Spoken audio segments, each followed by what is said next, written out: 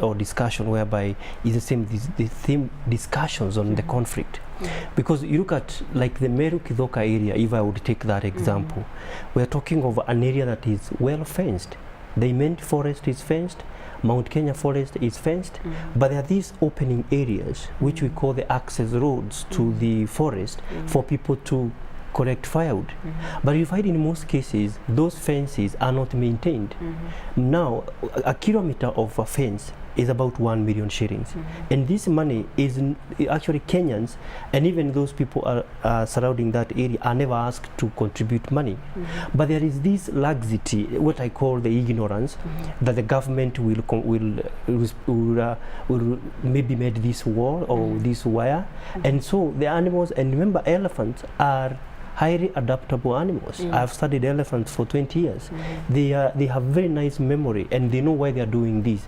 By and large, why are they coming out of the forest to the communities? You find now at this point in time, most of these forests, there is too much livestock in the park, in the forest, which is the park anyway. And so animals are getting irritated and they are getting out of the forest to look for safer area. And this is the case even for monkeys, because when we take livestock in the forest, most of them, they have bells, and even those herders, they have dogs. So what is happening there? They are barking and there are many things. So to end this conflict, I'm talking about this, and forest areas conflict is different from the savanna areas. But the thing here is we have to change our attitude. The forest belongs to animals, and these animals have lived there many years. And like the case of Meru is a case that I remember very well. Yes, we've had many cases of conflict, but the fence has come to control. But they still, as a human being, we still want to graze and benefit from the forest. The moment we begin indulging ourselves in the forest, we are telling the animals during the daytime we stay in our own land, but during the night, and in fact some of the animals are actually spending nights in the forest. The case in Mara has become a nocturnal and diurnal. Nocturnal is active during the night, and during the day, and diurnal is during the night. Sorry, nocturnal is during the night, diurnal is during the daytime. During the daytime, tourists are enjoying viewing the animals. During the day, in the evening, animals get in. And when you talk about this, the animals that hunt during the night, most of the carnivores are active during the night, leopards and what have you. So the park now in Mara, animals are confused. And this is why you find now, when an elephant fights people, which is now an unusual thing, you now find people are now even being killed by elephants. Hyenas are being mauling people. Hyenas are even they have started now hunting. We are introducing new things to the wildlife. All right. Nyachai, who is encroaching on whose space? Because you find there's a lot of people, saying that they're coming, they're killing our animals, they're destroying our crops, but also other conservationists or people who are fighting for the rights of animals also say that it is the human beings who are encroaching into the spaces of the wildlife. Who is encroaching on whose space? Thank you very much, Christine. I would like to reiterate the sentiments of my good friend, Mr. Ng'ang'o, who is an expert in this field, and maybe just to add a legal aspect to it. And I would say that there is a symbiotic relationship between the humans and the wildlife, and it is an ecosystem that has to be maintained and balanced. Now, who is the aggressor, or which of these two parties was the first to disrupt, to cause a disruption in the ecosystem? Because, as we say, choices have consequences. If the humans are going to be aggressive and encroach on the part of the ecosystem that is for the wildlife would have no option but to adjust to the new circumstances. And sometimes this adjustment may not be positive. That's why you find the elephants and wildlife coming out. You'd find lions roaming about in Rongai, warthogs in the morning, outside Masai Ndomololo MMU University. All this is because the humans, number one, we grabbed all the forest. Let's start there. We're grabbing land that belongs to the forest. So the space, the landmass where the animals are supposed to live is shrinking, and not just decimally, exponentially. They don't have any space anymore. We've built an SGR right through Savo. I know Mr. Nyamu is an expert. He'll say something about that in depth. But even I have understood that was a problem. So human beings, we are at fault, and it's unfortunate that we don't have any animals on the set today to advocate for themselves. But if they could speak, they would say a lot of things, because we went to their forest and we cut down the forest more than we should, because the forest cover internationally should be 24 to 30%. Yeah. Kenya, we're doing 6%, if I'm not mistaken. So it's terrible. It's terrible. And we need to examine ourselves and put strict laws and be able to enforce them. Because animals don't just, as Mr. Nyamu has said, animals don't just wake up and cross and decide to attack human beings, because we've lived together for over 8,000 years. The reason you have this now is because something has changed. All right. Now, with something that you've just mentioned, it's of course it's inevitable that there's growth. The population is growing, right? And so when the population is growing, then people need to build more settlements. People need to farm more. Urbanization. All these things grow. Then how can we develop as a country in a way that we make sure we can still develop, we can still have our settlements and our plantations, but at the same time, conservation still thrives? I think this is a big question which is being discussed everywhere. And one, if you look at the establishment of the parks, the conservation in this country, it was established without the Kenyan, not even in Kenya, I've been to many countries, without the knowledge of the Africans. And I'm just going to come back to Amboseli and Savo and Mara. The establishment of the parks was established during the colonial time. And you look at these, people were actually forcefully evicted. I come from Abadeas and I found people who were inside the forest, they lived there. They were actually put there during the colonial time to plant trees in the forest. And then the colonial can cut down those trees to benefit. And this has happened even in Mount Kenya. It is very recently when KWS was established in 1989, when all those forested people who used to live in the forest were told to move out. Amboseli is a recent case which everybody can remember. How it was established, Maasais were never involved. Mara is the same, and this is why you find it today. Kenyans do not take conservation as part of their business. And this has even grown to a point whereby Kenyans don't want to see even KWS. Not even Kenyans, the young people, the common Kenyans we know, even in the parliament. And I'm talking this with a lot of experiences, because I have seen this. The bill that we are talking about today, that now is supposed to be addressing this human-wildlife conflict, it was never discussed by the parliamentarian. 2013. Why? Because people believe, and most of them, they believe KWS is like a bad political party in this country. So you say, pass these things of KWS, let them solve their own problem. We just saw another day my good friend Olelenku in Kajiado saying, let's kill all these elephants. Let KWS come and take away these animals. The moment we say that these animals belong to some other people, it is not our Kenyan things. To answer your question, how do we now bridge this gap? I remember in 2004 I was giving a topic on elephant-laden people striking the balance. We must change our attitude. And this is what I've been doing a lot of time, talking to people, telling Kenyans the wildlife belongs to us. It is not Mzungu the way people used to see a tour van with a Mzungu and an African driver. It is not a Mzungu business, it is our business. In fact, the Swahili says, wafugaji ndio wachungaji wema. So the local people must appreciate. We must actually bring the concept of wildlife as a land use. The way we have tea in Kiambu, Murang'a, Kirinyaga, we must bring wildlife as a land use. And the moment we say that I can benefit, I can earn my living through the wildlife.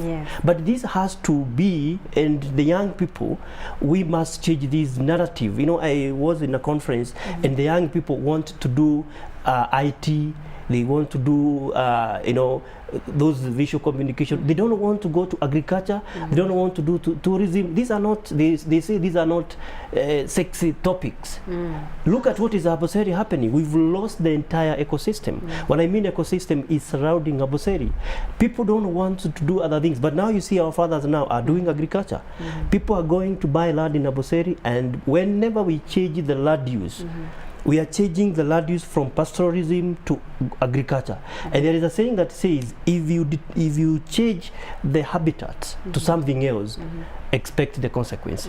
And to be honest, the consequence that we are experiencing now is human-wildlife conflict, because there is this analogy that came that for you to do any farming, for you to survive in this country, you must do a farming. Even Nairobi people have backyard shambas.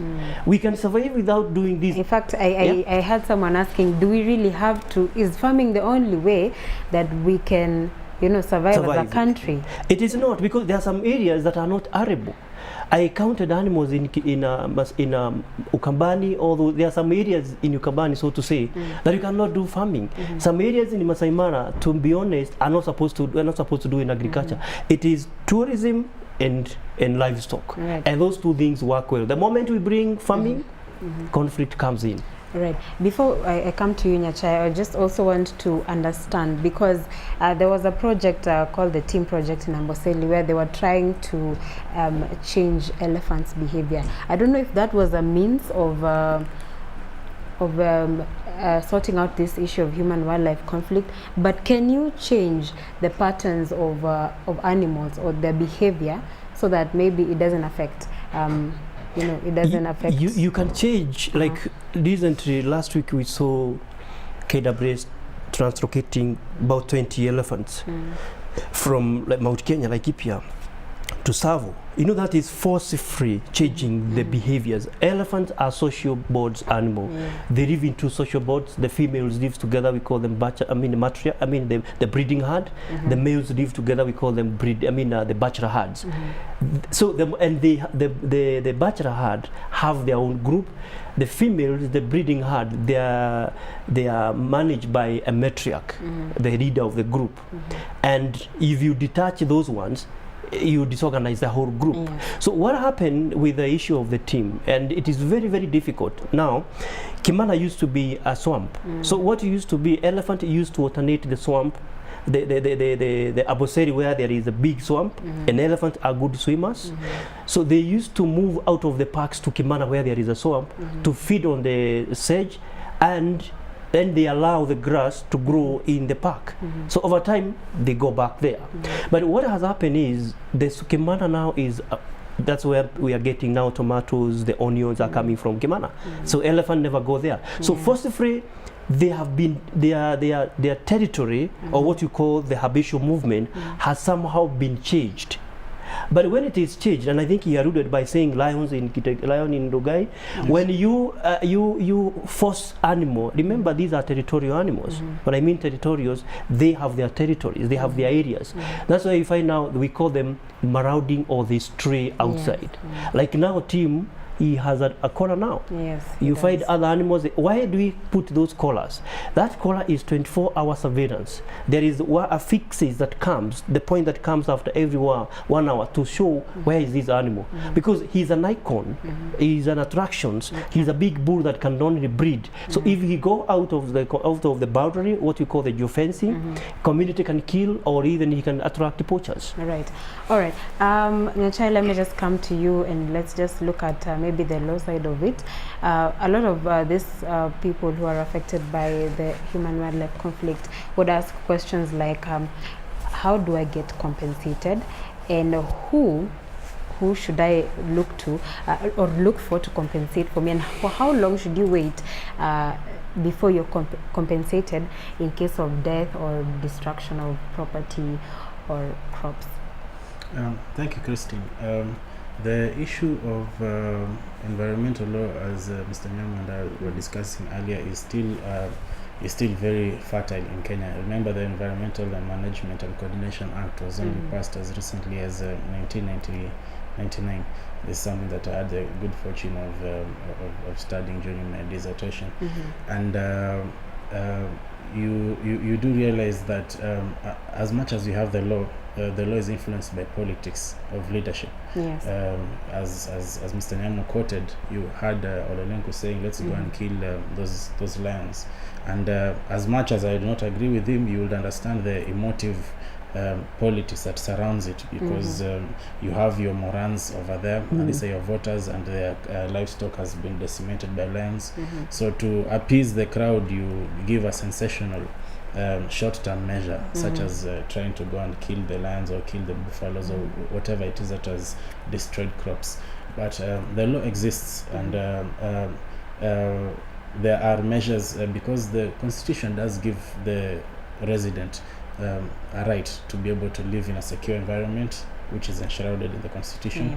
But then the question becomes, if the lion is not somebody you will take to court. So who do you take to court? The government has failed to provide you the secure environment. So you sue the government, which is the procedure in this particular case. So the government has a responsibility to ensure that the environment is maintained. So what we would advise citizens who live in areas that are prone to this kind of conflict, in Laikipia and wherever, let us try to reason, let us try to follow the law, and let us not be sensational. And again, I would like to challenge our politicians to be responsible. The utterances that they make can easily make or break the situation in the human-wildlife conflict. Our leaders need to be able to advise the residents that okay, in a case where there's been a conflict and the animals have destroyed crops, this is a procedure, and this is what we need to be able to do. It becomes a community development. But if they make careless utterances, then the whole issue can actually extrapolate. Right. Okay. Finally, maybe Jimmy could tell us, as you're telling us about the big work, because at the end of it, I think that the sole, it all lies on us to make sure that our wildlife is safe and we are also safe at the end of the day. Because, like you said, it's not like the lion or the elephant can do much about it. Just tell us about the big work that you're planning and how important it is. Just before the work, I want to add some points on the regulations, the current regulations. We have 2013 Wildlife and Management Act, which was enacted, and for 5 years we've trying to struggle to implement this. And there is aspect of compensation. Procedures are there. I mean, the regulations have not been done, but the procedures are there. How it is written is, and this is what I've been preaching when I walk. When an animal attack you, the chiefs have been put there. Elephants now are discussed at the national level now, at the National Security Council now. So if an animal kill your goat, you have to involve the livestock officer to come and value your goat, to come and value your cow. And if you are injured as a human being, the first thing one need to do is to inform your chief. You've taken to the hospital and keep those bills. And then every county, there is a county compensation committee. There are chairmen that were gazetted by the Minister of Environment and Wildlife and the Forestry. Then if you were killed by an elephant, as it is, the stakeholders, I am one of them, and we proposed people to be, compensation, as he can tell us, it is not paying back. It is to compensate. We call them actually I'm looking for the best word, consolation. So we had suggested 1 million because initially it used to be 300,000, but the parliamentary said no, make it 4 million. KWS will pay because they think it is KWS who is going to pay these, but it is the government now, as he put it. So what happened is, if you are killed by an elephant today, as it is now, you're supposed to be given 5 million shillings, of which from 2013 to today, none has been compensated because it is not doable, it is not possible. The other thing, if you are maimed by an elephant, let's say you are left without your hand or without your leg, as it is now, you're supposed to be given 3 million shillings, but nothing has happened. And what you see now in Meru, other places, there is now a retaliation. People are agitated now. They've lost, I know of a farmer who lost 30 goats. if you now said KWS there, and I think we must come here and think as Kenyans, the politicians have made KWS to look like a very organization here. Compensation is not working. This is not KWS supposed to be the secretariat of this. When you are named an elephant, you come to KWS, get a form, fill with them, they come and check, and then you take that form to the chairman, and then that form comes to the ministry, to the treasury. The treasury release money, they give KWS to go and take those. It's not KWS that is paying that. But as it is now, it's KWS that pays. It has been isolated. Okay. And we must come and rescue our institution that we all understand. All right. Now, so just we finish up with the walk. Just tell us my very briefly this about is my 13th walk edition. I just finished a walk in the UK from London to Bristol, and I've done so many walks, including the US and East Africa. I've done about 12,000 kilometers. In June, I'm planning a walk from Nairobi to Johannesburg through Arusha, Zambia, Zimbabwe, Botswana, Namibia, and to South Africa. And the rationale behind this walk, 4 countries, Zambia, Zimbabwe, Botswana, Namibia, South Africa, are regularized by CITES to trade on elephants. And this is why the poaching has come in these countries. So I'll be lobbying them with the support from all those countries to ensure they take back their population of elephants to Appendix 1 that they cannot trade. And you are invited to come to my page and check and what we are doing. All right, your social media handle, sorry, maybe so that if anyone wants to on the Twitter is at Jim Nyamo, and you can check our website at elephantcenter.org, and on Facebook you can check Jim Justus Nyamo or Elephant Neighbor Center. All right, thank you so much, Jim and Nyachai, for coming through and sharing your sentiments with us today. That was very enlightening. You're welcome. All right, so we have come to the end of our bulletin today. Thank you so much for staying tuned, and thank you to the entire team that made this bulletin possible. Well, do stay here, right here at Y254 channel. We have Y Mashariki up next with DJ TSK and presenter Ali. My name is Christine Kai. Have a good night.